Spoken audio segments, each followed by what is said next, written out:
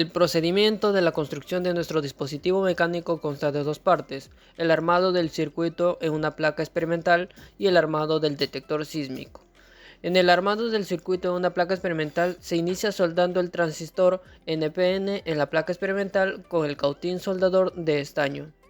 Luego se suelda la resistencia de 15K que va a ir desde la base al otro extremo de la placa experimental. Como paso 2, se soldará electrolítico de 10 voltios desde la resistencia hasta el negativo. Este electrolítico nos ayudará a controlar la prolongación del tiempo que permanecerá encendido la alarma. Continuando con el punto 3, soldamos el LED en donde el cátodo va al emisor y el ánodo hasta el negativo de la portapilas. En paralelo también vamos a soldar buzzer respetando la polaridad. Punto 4. Soldamos un botón pulsador entre el negativo de la portapilas y el positivo del electrolítico, ya que en este botón se detendrá el sonido emitido por la alarma. Punto 5. El circuito será alimentado por la energía de la portapilas, para lo cual el positivo va al conector del transistor y el negativo al otro extremo de la placa, que es donde está conectado el negativo del electrolítico. Siguiendo con el procedimiento en el armado del detector sísmico, en el detector sísmico se estará componiendo de un resorte, dos tornillos y un pedazo de alambre de cobre, soldados estos tornillos en cada extremo del resorte.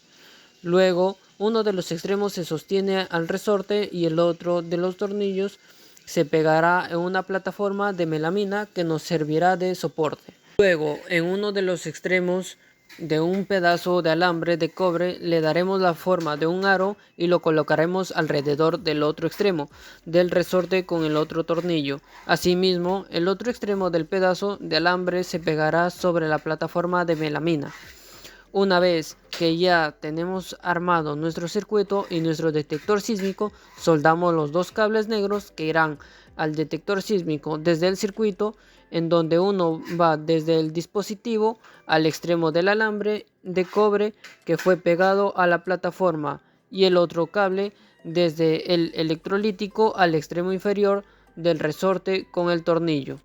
Por lo tanto, cuando se presente un movimiento sísmico en el tornillo que está en el extremo superior del resorte, se moverá tocando al aro formado por el alambre de cobre que está a su alrededor.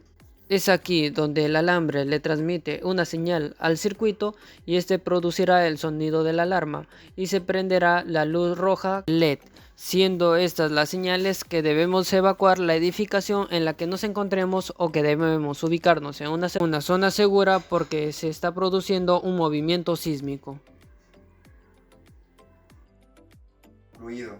Luego de haber unido el portapilas con el alimentador de alambre de cobre, dos pernos y un resorte que mediante vibraciones hace que se active el foco LED y el buzzer de sonido.